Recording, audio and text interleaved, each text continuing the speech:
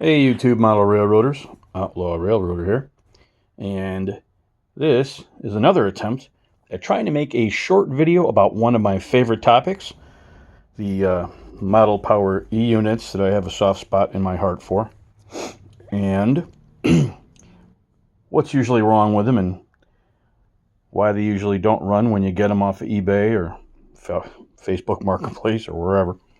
Um, Here's a factory one. It's got this neat little plastic strap that holds the can motor in place. It just sits in the chassis. It's got this really very exciting yoke and shaft, dog bone, like a dog bone setup right here. Nice big flywheel, sure. And usually when I get these, the you might notice here on the two poles of the motor, you got your track power coming in off the trucks, and this little strap is just held in place by this, I'm sorry, if you want to call it a strap, that wire is held in place with this strap. And these things are almost always broken or so brittle that if it's intact on the locomotive, when you try to take it off, it'll shatter. Which is why, among other fixes, I like to use this aluminum tape, this HVAC tape, which is stuff they use to hold the ducts together and everything with on your furnace. It's tough. It can handle heat. It won't break down. The glue, no matter how hot you get these cans, it holds it in place, and it keeps the wire going to this side of the motor in contact with the can. And a lot of times I see oxidation all over these cans, and this wire isn't making very good contact with the can, and the can itself needs to ground through the chassis, which normally, let's see if I can do this without making too big of a mess. If you pull the can out and the dog bone in this well right here, this is where I find a lot of oxidation and corrosion inside this well.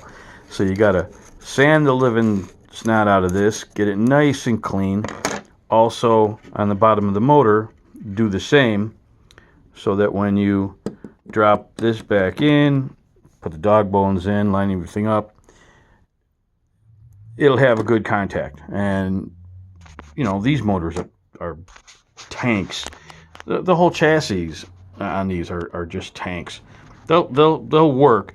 They make a lot of noise. This dog bone setup is noisy, but I recently acquired this model power chassis with this E-unit body, which I'm going to get to in a second. I don't think that Model Power made a Chicago and Northwestern E-unit, but I got this one. This one I find interesting because look at what he's done, or she, the previous owner of this locomotive. I've heard about this. This is I think I've heard people use fuel line for RC planes, or gas powered planes or cars, and he's got it's slipped over the shaft coming out of the transmission, out of the truck, out of the flywheel, all the way across. He has this rubber tubing, and this one kind of struggles to run, even though he has made some modifications. I keep saying he. I have no. The previous owner has made modifications by skipping having the can ground to the chassis, and he has soldered a wire. I'm getting better at this.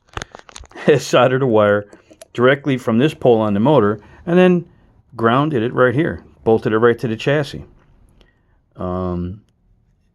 Eliminating the lighting too. You can see that these chassis come with this lighting that is all part of this mess that is wires all soldered from all different directions. But that, in model railroading, we see that a lot, don't we? I think what happened was he had LED lighting on this shell. Again, this shell, which I don't think, this is got to be, it's a custom paint job. Probably not going to focus, but it's, I've seen worse. But also, if I looked at the front, they drilled out the class lights, and this one's missing. There's just a hole here, but it looks like there's a piece of fiber optic stuck in this class light right here.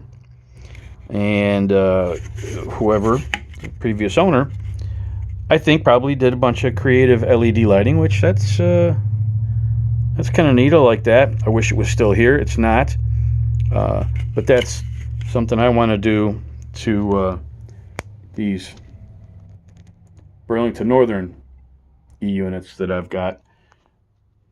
Class lights, LED lighting, but I like this. I like this with the this hose, this fuel line or whatever rubber tubing this guy has used. Plus, there's another metal shaft, which is probably the same size as the ones that Model Power used. And like I said, this one it does run, but man, it was struggling. Probably going to need some cleaning. That motor's probably really worked over. But it was quiet on the test track. So I like that idea, and I'd like to try that on a couple of mine. This is normally what they look like when I get them. Missing a bunch of parts.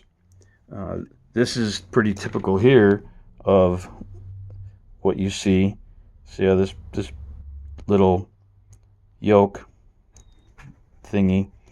This plastic is all completely brittle in these chassis.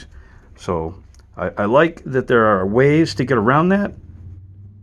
I didn't think of doing this, and I just ended up getting a couple of these for parts and ended up making most of the E-units I've got completely functional again by just swapping out parts. Who knows? I think somebody probably 3D prints these, but I haven't been able to find anybody that does that. But as it is, I've got plenty of these that run. So there's another couple of here and there on eBay that I'd like to grab. But for the most part, that's about all that I was ready to share today. I'm going to be doing some stuff to these, because it's mostly the E-units, the Burlington Northern E-units. I want to do some stuff drilling out for class lights, maybe putting number boards in here, getting some proper horns up on the top. Yeah, whenever, if ever, Rapido does another run on the E-units and I get myself one of those, I'll still have these to play with. Do some weathering with, goof around. They were cheap. Okay, guys, enough for today. We'll see you around the bend. Outlaw Railroader out.